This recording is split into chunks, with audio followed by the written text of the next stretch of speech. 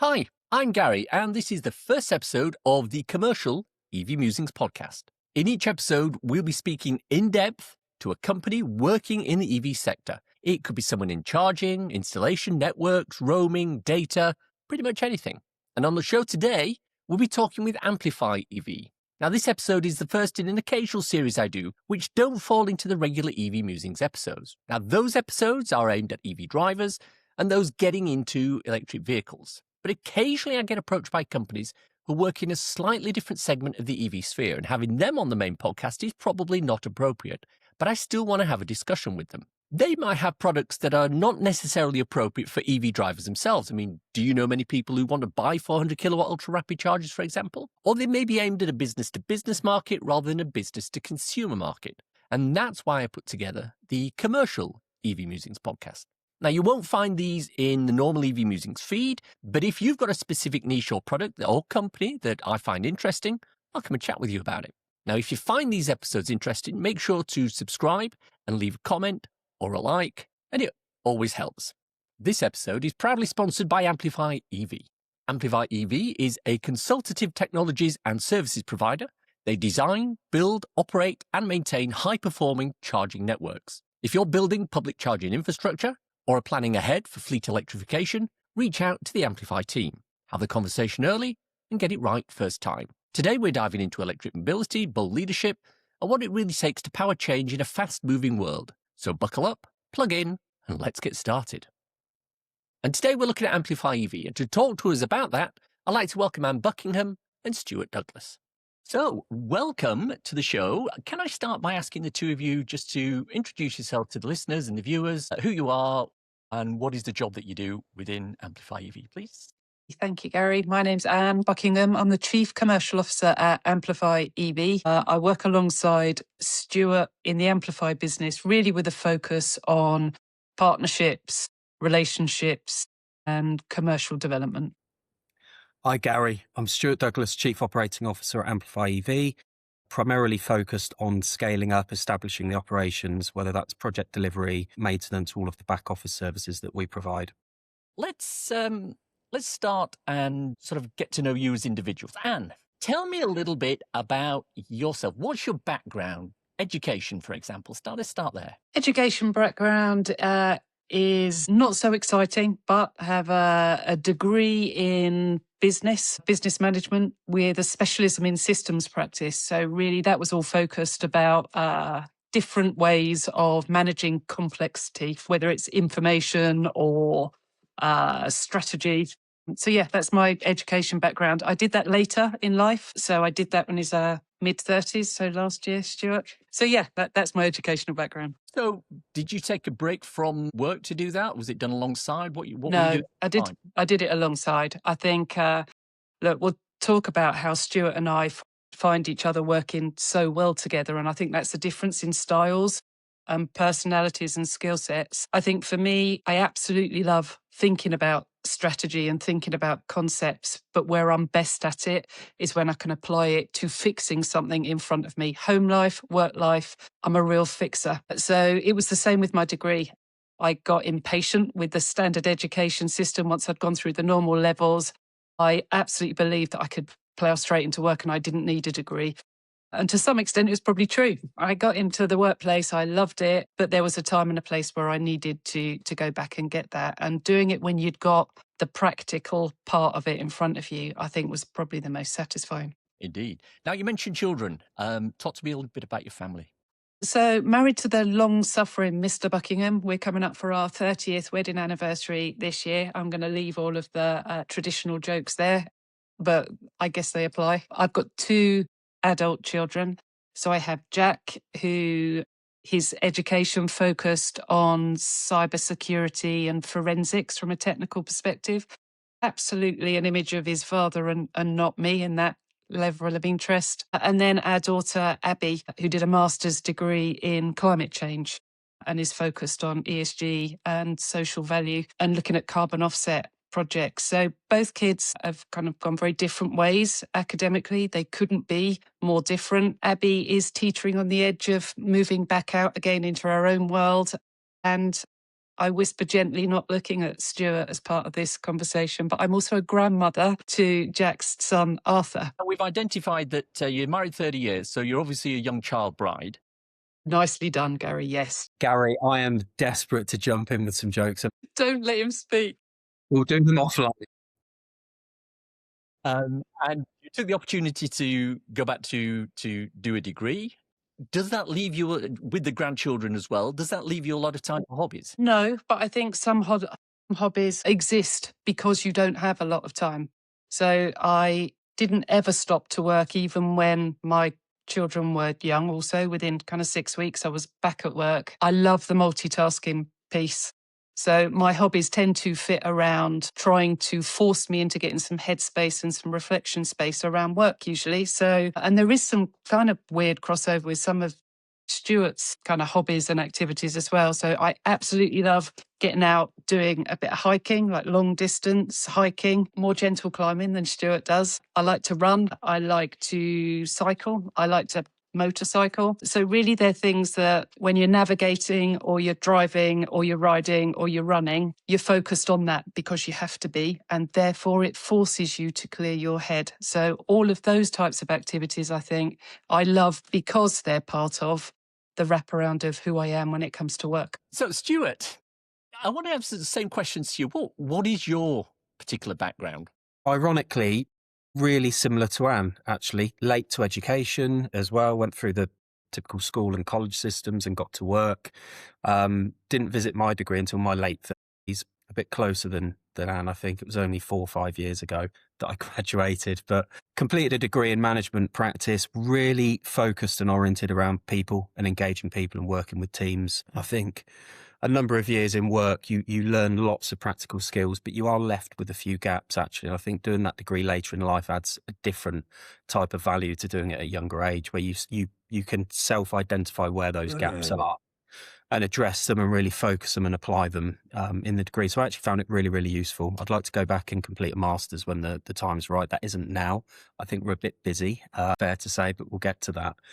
But yeah, work's been a central part of my life, a really core part of my life, rightly or wrongly. I think it's a big part of my identity. And I try to drive the same separation that Anne described, really, forcing myself to do things that force that switch off, force you to build a bit of a gap and, yeah, out in the fresh air, exercise, change of sceneries. Stuart, family situation, married, children? Partnered, 2 children. Younger children than Anne's, different challenges, I think, different joys as well, of course. So 5 and 8, soon to be 6 and 8, both girls, lots of Barbie through the house, which Anne gets to see on the back of video calls. Sometimes, I mean, it is literally like Barbie world at the moment with cars and castles and planes and Kens and Barbies absolutely everywhere. But it's a fun time.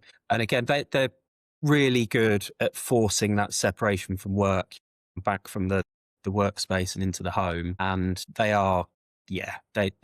just take over in a good way. Yeah, because they're not the kind of people that you can sit down and talk technical things with, are they? No. They've got their own topics of conversation. That's right. They're not interested in P&L or budgets or marketing plans. No, not at all. So really good, really fun time.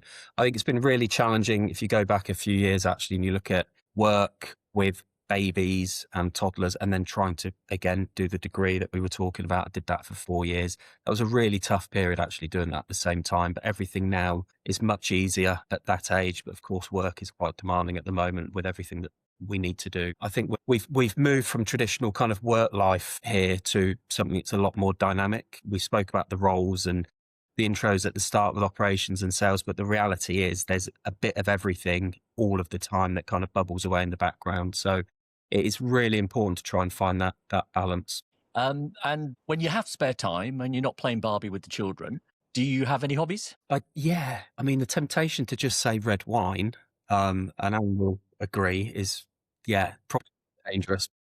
Really enjoy golf, but again, quite hard. It takes quite a lot of time to go out and get around the golfing, but I do force myself to play golf from time to time. And I love going up and doing a bit of mountaineering when the chance presents itself. I think in the last sort of 12, 18 months, I've been up to Scarfell Pike, did a winter ascent of Ben Nevis, which was really cool, with the crampons and axes, quite a difficult route on a guided climb. But the funnest one that I think I did was Snowdon. And if anybody's done it, they may know the Cribgoch route, which is one of the most exposed scrambles probably in the UK, a bit of a knife edge. So that definitely gets your mind away from work. It's bringing out the Boy Scout in me, is that? Because I did Scarborough Pike when I was in the Scout. Oh, there you go. Back in the day. Good fun. Good fun. I think everybody should give it a crack when they get a chance. Absolutely. So we've identified that you've got reasonably different backgrounds. So how did the two of you end up working together? Who wants to take that? Yeah, why not? I think for me, it's all about cultural fit. So skill sets aside, you would have thought with Stuart and my titles in the previous business where our paths crossed, that our remit crossed over and it wouldn't be a natural fit. But actually, I think the personality and the style differences are really important. I think we're both, you've heard some similarities, right? So there's some differences, but there are some similarities. I think the drive is there. I think neither of us are too extreme or too introvert, but I think we're very different. And I think that has complemented situations, decisions, and projects in previous work. I think people have actually actively told us that we are a good combination together. I think, again, both driven, but I tend to be really driven. Stuart has a more still driven but reflective approach to things. I'm going to think about that. I'm going to let that cool down in my head. I'm going to come back to it. And I think that's what was the main attraction for me. And I think also working with somebody who comes at the same sector and the same business strategy, but from a different worldview, but a different career context as well. So it's really good working alongside someone like Stuart. Also at the senior level, and to find someone that you can work with and truly trust is quite difficult.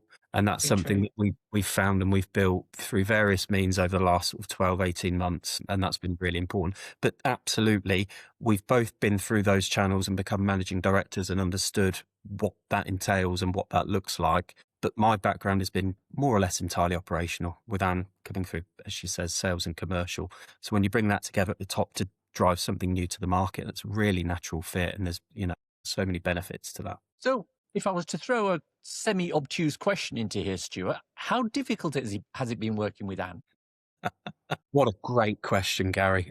It's I can't say too many nice things, can I? As Anne said, she had to end something difficult. It's been great. It's been absolutely great. And I think the word that I would probably use is it's been really, really fun. And it's been fun because we've got to, we've been given this opportunity to build something from scratch with all of the lessons that we've learned, and we've got lots of joined up experiences in the background, and, to debate, should we do this or that, and then take action really quickly and bring the right people in and the right partners and have fun with marketing and other things has been a real joy, actually. And, we don't know where this journey will take us. We've got goals and objectives in 3 years and 5 years and 7 years, but ultimately it will find its own path. But I don't want to wish it away, but I really look forward to looking back in 5 or 10 years at this moment and really being grateful for it and understanding what a special moment it was and how lucky we are to be able to do what we're doing at the moment.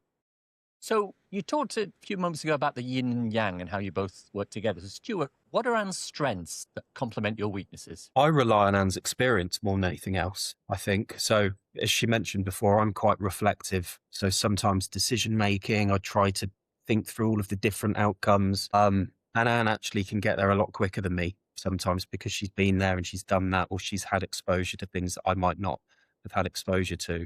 I think that is a real strength, actually. And I noticed the change in myself actually working alongside Anne, but also with previous people. I think when I first came into the world of management and leadership, it would take me a long time. I'd look at plans and roadmaps, and it's really great to have those underpinning a lot of decisions and having data points. But sometimes if you know the answer is X or Y, you can get there a lot quicker. And ultimately, I think that's Anne's biggest strength is her experience, where she's been, what she's seen in the industry from more or less its inception is invaluable. So, Anne, quick question about Stuart. Where did you get those bruises? He had to learn to listen, Gary. I think it has been good fun. I think we do laugh at each other quite a lot, and I think that's quite important. And we have had a lot of laughs along the way. But there have been some genuine bumps, right? But I think the impressive bit for me is that we seem to have found a way to have the rants and to allow each other to pick up the phone and rant without the ramifications. I mentioned it a minute ago. You can't do that in a senior role when you're leading a team very often. It's important to be real with the people you work with, but you don't want to phone up and shriek. And so I think there's been a bit of that over the last 10 or 12 months. But I think we're getting all right. I think I'm my father's daughter, and I think the biggest compliment he ever said about anything I did was not bad. So I think that's quite a compliment I've just given Stuart. Funnily enough, we had a rant about 2 hours ago, Anne, Yeah, didn't we did. Yeah. Do you know what? It works. You have to be able to diffuse it. Otherwise, it just drains your energy, doesn't it? And it just piles into the next thing that you try and do. So it's actually quite cathartic. And then you just move along. Absolutely. Absolutely. I want to sort of transition a little bit now into the business itself. Explain to me, I think, Stuart, if you want to take this one as a start, what are the areas of focus specifically within the business? Because you both don't do everything. You've got your own specific areas, both in terms of what you do within the business and what you're looking outwards for from the business. So can you just explain that split for me, please? Yeah, definitely. So a few key topics that I would include in this answer, Gary. I think if I just go back and do it in kind of order of what we've been doing and where we've been going, we've obviously got a strategy and a plan around what we're doing, and Anne will probably touch on that with her response. The most important piece of that for me was underpinning the processes and the systems and understanding how we were going to work. And that's been a big piece that's been going on in the background. Now, that's included an implementation of Salesforce, a back office. We've got a very special partnership with Fuse, building the right integrations between these platforms so that we can manage data in the most efficient way in real time. And again, just kind of lessons learned in the past 10, 20 years of work in life, how important that is in operations. If we scale up quickly, and actually in some aspects we've scaled up far quicker than we've been expecting, those volumes can be really problematic if you don't have the right systems and processes in place. So we've invested really heavily at the front. And there's lots of debate around chicken and egg with things you do in operations. And it's a term that I use, and smiling, because I say it almost every day, where we know we need to invest in something, but we need volume maybe to introduce that. But actually systems was one of those straight off the table. We are investing heavily before anything else came through to get that bit right. So that's been going on in the background to underpin what we're doing. And then there are two key channels for me from an operations perspective. One is projects and making sure that we're in a position where we can deliver them. The most immediate one, and the one that's been really exciting actually, has been operations and maintenance support, and adopting some of the legacy infrastructure that's out there. So we've got some really cool case studies that will be coming through the business over the next week or two. I think we actually released one last week. But making sure we have the right field support function, the right process, and really exciting to build some additional service and wrap around that at the moment. And Anne, talk to me a little bit about the different sort of market sectors or market segments and how you sort of split that between the two of you. So the two key segments of the market that we're focused on. So the biggest and the most immediate, if we go up a level to the EV sector, one of the big drivers for encouraging wider adoption and to start hitting the numbers is, of course, fleet electrification. Fleet electrification at a smaller non-EHGV level is in full swing, but the amount of penetration of that into the market, it is still quite small. So it's really important that organisations that have the capability like ours to get and engage and provide the support and the information and the planning and design to get into fleet electrification. And there aren't so many groups of people or businesses that can do that with the context that we talked about earlier. So from the context of where we sit as a business and Simewave as our parent company, they come at everything from a grid perspective. Their NERS accreditation means that they can work at the highest level of, ICP level on big HV and LV connections. We, from an operational perspective, have operated networks in my recent career for multiple other charge point operators and fleets taking their first steps. Stuart's perspective has been very much focused on public charging infrastructure, so driving utilisation, thinking about the customer journey and usability. And I mentioned both of those pieces because it's those two. Fleet is really important for the sector. It's really important to drive the vehicle sales, to give people that drive vehicles for a living experience in an EV, which inevitably leads them to have a look in the other parts of their life and connections and talk about those. And fleet also provide a utilisation for the other sector or the other segment that we look at, which is public charging infrastructure. So to have that support and focus on fleets where it starts with the grid and it starts with the design. It starts with a design based on the electrical capacity on the site, the size of the site, how long the fleet stays in there, how far those vehicles go in their daily operations, and what the payload of those vehicles is, and what the limitation of that depot infrastructure is. It's not a template. If they have infinite grid capacity because they're a first mover on their logistics or business park, then they can put infrastructure in that covers the majority of what they need in their depot. But those guys go out towards the end of the range on their vehicles, or they've got longer journeys to take. They still need partnerships. So it's having intelligent, informed conversations with people that are looking at depot infrastructure that need a bit of help with infrastructure when they're on the road. And it's working with people that are keen to invest in publicly available infrastructure for drivers and for fleets that are looking for a bit of reassurance that someone's going to use it. And I think we're really uniquely placed. We're uniquely placed to help them with the design of what's possible where they are, and also to match those two different segments of customers. We can say to investors that want to look at an EV hub, or our CPO customers, and we've got some great working relationships with them, we're working with the depot that we're electrifying here to meet their base needs. But we know that when they get to here for their operation, geographically, they're going to need some help. That's where your site's going in. Let's put you in touch. And I think that's often been a missing piece. People talk about putting those reciprocal relationships in place, but we're in a great position to be talking to people that are doing both things. So we focus on both. Actually, Stuart, I don't know if you agree, but it's not a standalone piece. Design and grid connection and which technology you're going to choose and lead times for doing that, and then operations.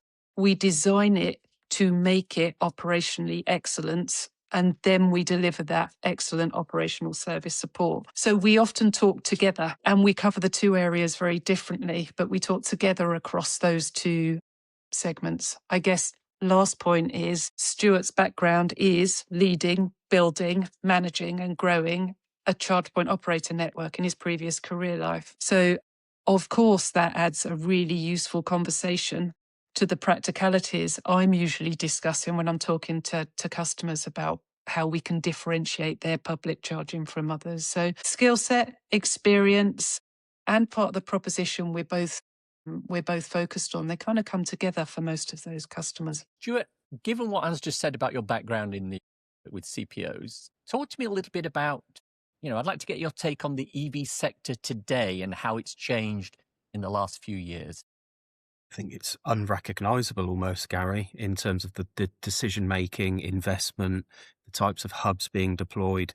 If you go back, I think, 4 or 5 years ago, maybe even more recent, this was all about growth. And it was about deploying and building networks in key areas, and that was the driver. Technology was maybe a secondary thought. Utilization was important, but not always the most important consideration. People needed to build networks. I think what we've seen happen really quickly over the last 12, 18 months is a transition to much more considered, much more careful deployment plans and profiles. I think we're seeing volumes reduce slightly and very strategic decision-making around site selection, because ultimately it's all being underpinned by utilization. We know that. So that's really, really fundamental, and a consideration also to future development and expansion. So as Anne mentioned there, design, project delivery, thinking about the operational piece, not just in 2-3 years, but in 5, 6, 7 years is really key to people, and understanding then how they will operate that network, be it with fleet services or roaming agreements, or how they're going to manage the energy and looking at BESS solutions and solar and bidirectional energy trading. The whole thing has become a lot more complex, I think, and rightly so. It's not just about throwing chargers in the ground, which I think it was a few years ago. And some of those incumbent, more legacy CPOs now are maybe going back around their networks and redesigning them and adjusting them and tweaking them.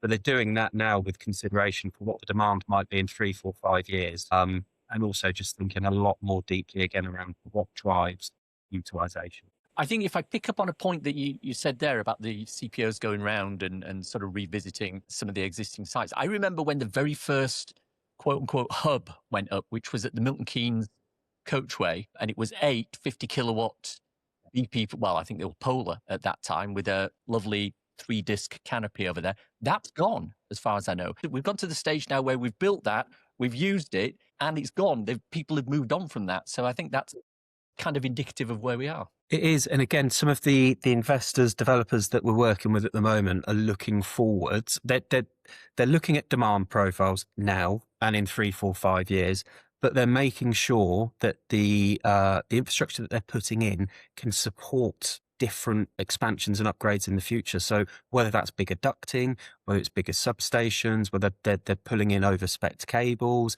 they're allowing bay expansions, that consideration, I just don't think people had that 3, 4, 5 years ago, certainly not 10 years ago. So that's the difference now, but all driven by what will drive utilization, but making sure they're not locked in when technology changes, whenever that will be, again, whether it's 5 years or 7 years, at some point technology will change and that infrastructure will have to change with it. And they're making sure that they're in a position where they have the least amount of barriers they possibly could when they need to come back in and do that. You know, if we look at 2019, 2020, 2021, with the CPOs, it was something of a land grab. You go in, they find any available space, they put something on there, and then now a lot of CPOs are now starting to see the error of the ways because they've got dramatic underutilization because they're basically put in the chart, or they've put the chargers in the wrong place. And I think what's going to come out of that at some point is we're going to see, I think, depending on who you ask, we've got between 70 and 150 charge point operators. There's going to be an amount of consolidation happening in the market. The question I want to ask, and I try and ask this of as many people as possible, 10 years down the line, what's the number of CPOs we're going to have in the UK? So can I jump in here? Because I think it's a really good point, and I absolutely agree there will be consolidation. I think it's more complex than many people might realise. I've spoken to clients 2, 3, 4, 5 years ago, just discussions around consolidation and what that means. And the concept of sweeping in and just pulling in 10, 20, 50 hubs into your network overnight, it's more complex than that.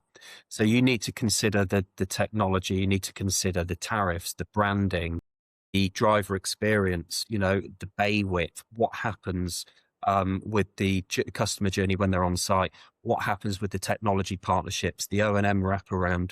If there are different OEMs and manufacturers in there, then that servicing profile looks different. Fault reporting profile looks different. So I think so many networks, not all of them, but so many networks are reliant on 1, maybe 2, maximum 3 OEM partners.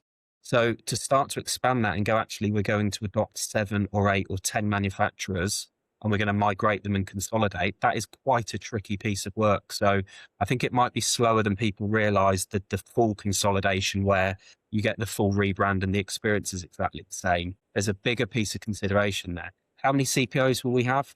No idea. And I'm not going to try and guess. I've got to say, I think, and it's a semi-educated guess, I think we'll have 10 major CPOs, the big ones, and then probably, I don't know, anywhere between about 20 and 30 minor ones, the drag and charge in, the people that are localized around a certain place. Yeah, I think the best point of reference we've got is probably the forecourts, the Shells, the BPs, the MFGs, the others. I think they give a good representation of how many major brands there could be. And then you're absolutely right, there'll be a few independents that always. Yeah, I mean, not to chip in, but I think I completely agree. It's too simplistic an answer to bark a number. I think the market's maturing, the proposition's changing. I think it's less about technology. That's why we're doing what we're doing. Of course, we work with good technology, but actually for me, for us, it doesn't matter so much what the technology is. Of course, it's our job to make a check and to check it's reliable and impressive and it does what it needs to do. But it's bringing the energy to the driver and the vehicle and the fleet in a way that gives a good customer experience and it is the best use of their dwell time. I think it's very similar to what Stuart was exploring a bit there. If I'm using public charging, it's not the charge point or the CPO that I choose. It's the fact that I live in Cambridge and therefore I'll stop in Grantham and I'll stop in Blythe and I'll stop at Scotch Corner and I'll use whatever there is there that will charge my car.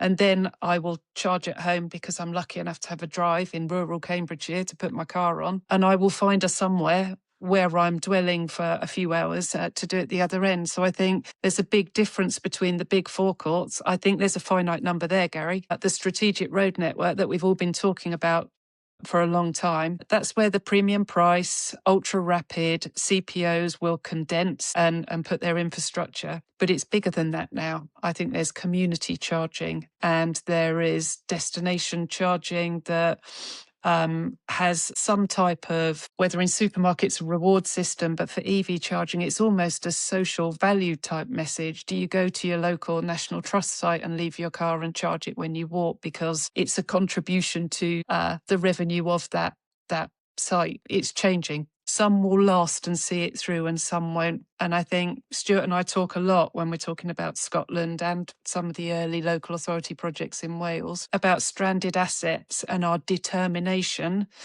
that government investment that helped people get going in the beginning isn't wasted. There is nothing more depressing in our sector than ripping out chargers because they're not in commercially viable places. So it's shifting the purpose to a stranded 50 kilowatt charger in a pub car park that's not getting used enough doesn't need to be part of an upgraded ultra rapid CPO network, but it could become part of a community hub. It's looking at how that changes. So I guess it's a topic that we all love and one we could probably talk about for a long time. From the point of view of O&M, what's the single most important change that is needed in the next 12 months? Yeah, really good question. We are working quite heavily on this at the moment, so I'm going to be really careful with how much we kind of disclose. We intend to transform the way that we deliver O&M to the market at the moment. I think everybody has been focused on SLAs and a kind of maintenance contract for AC chargers and a maintenance contract for DC chargers. I think we need to just shift the mindset a bit there and really start to focus on what are the revenue drivers, what are the uptime and utilization drivers, and remodel that. Ultimately, we believe in local resource. So I think local presence is really important, specialist service centres, shipping out the right component parts and delivering the service as practically as possible was really, really important for the sector. But just this focus now from just standard maintenance contracts to actually what's driving all of the key outcomes and metrics that are really needed in the sector is what we'll be working on. And I think I should clarify for the listeners, O&M, operations and maintenance sector. We forget, we throw out these acronyms without really understanding that maybe people don't know what we're talking about. So, Anne, do you have any input about what you think needs to be the most important change in the next 12 months? Yes, and I think it's something that's kind of threaded through the discussion so far today is early engagement with the market and supply chain to help design the infrastructure ahead for operational excellence at the end. And I think there are a couple of things that challenge that sometimes. One is that people procuring, they seek perfection. They're worried about timelines, deadlines. Is there going to be a better bit of technology coming out of this in 6 months, 12 months, 18 months? Should I talk to this specialist and this specialist? I think we need to get beyond that. So earlier engagement with a partner that sits across the supply chain. And look, hands up, for me, the most efficient way is to procure an expert partner capable of doing it all and contract with that single entity and have them manage the contractual responsibility for the entire piece. It removes communication silos. It improves pace of delivery. Engaging earlier is better. Having said that, though, it's not an ideal world and one size does not fit all. So some customers have international frameworks for technology. we've talked about it before. We love to work with trusted partners, but a piece of kit that works is a piece of kit that works. So making sure that we don't push an exclusivity on our customers that prevents them even getting started. So it's engaging a company earlier. It's simplifying your contracting. It's getting peers and sometimes competitors around the table to design what you need well and consider the partnerships you need to augment that. So it really is, and I always get this phrase wrong, so I'm going to word it slightly differently, but in the pursuit of perfection, people don't get started at all. And I think people should just get started and at least get started with a conversation with the right people around the table. Yeah, and as you were having that conversation there, what's going through in my mind is don't let perfect be the enemy of the good. Yeah, and you learn so much from pilots, and you actually learn a lot from having people join you while you're still formalising the plan. It brings on people in your own team to have a vested interest feel part of it, and you get your supply chain to collaborate and shape up. So look, it depends on the size of the project and the size of the entity, but single entity contracting comes with huge efficiencies, but it requires a lot of research and trust in the supplier that you onboard. You have to rely on them to call out and partner when they need. I think it's really important to just get going and engage. Absolutely. Stuart, let's assume I'm a company that wants to deploy a fleet of electric vehicles. What one piece of advice would you give to me about deploying chargers to support that? It's early engagement and early action. But the reason that I say that is I think there are so many grid constrained areas, and it terrifies me actually how many individuals I've spoken to that are responsible for fleets and management of fleets that don't feel urgency around EV adoption of their fleets and then supporting infrastructure that's needed for those fleets. So those early movers, the guys that make the decisions quickly and build that infrastructure will ultimately control the power in that area. And yes, there can be reinforcements in 3 years or 5 years, but ultimately it's out of their control at that point. And I think when you're operating a fleet, you live and die by the reliability, the control of scheduling, and the cost of delivery. You know, those three are fundamental. And ultimately, they will be impacted by whether or not you can control the charging schedules of the fleets. I think regardless of, which decision is taken and how you actually decide to implement a depot or, if you're a charge point operator and you put in a hub up, the key thing that is driving all of this is the availability of funding. So, because these are not cheap. So, Anne, what kind of changes are you seeing in the funding or investment of infrastructure and networks at the moment? Yeah, it's definitely shifting. I think we look back to 8-10 years ago, and the only funding really available was innovation funding and government funding to kind of seed fund the interest in the sector and give a bit of future confidence. I think that started to change, and the investor and private equity investment and some of the bank investments into CPOs, the interest is most definitely there. But I think the market has matured more now. I think there are different options. There's smaller financing institutions, asset financing institutions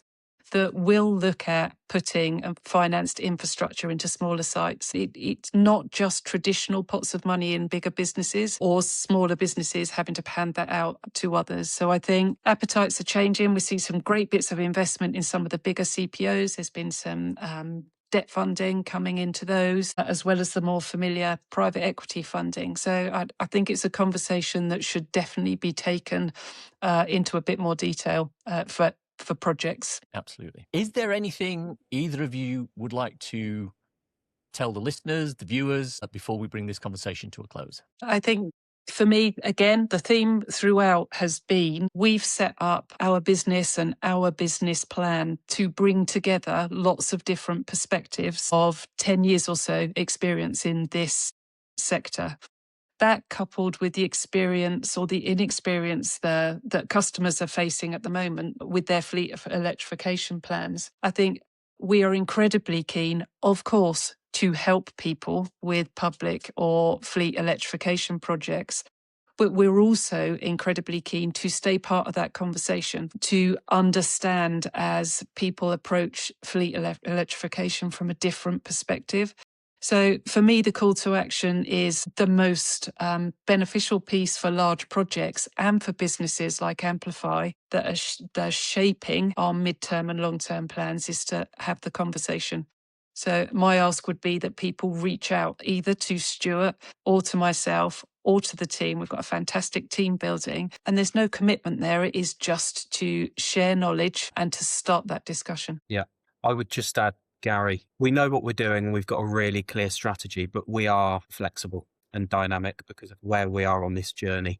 So it's a really good time, I think, to come and talk to us and engage us. So if they give us the feedback or drive demand into us, we can adapt and provide really bespoke solutions very, very quickly at the moment. So a good time to talk to us. Excellent. I'll put all sorts of links down in the show notes for people how they can get in contact with you, links to your website, things like that. So please, if you're watching, if you're listening and you like what you've heard, do get in touch with Anne and Stuart and see what we can do. Thanks, Gary. Wonderful. Thank you.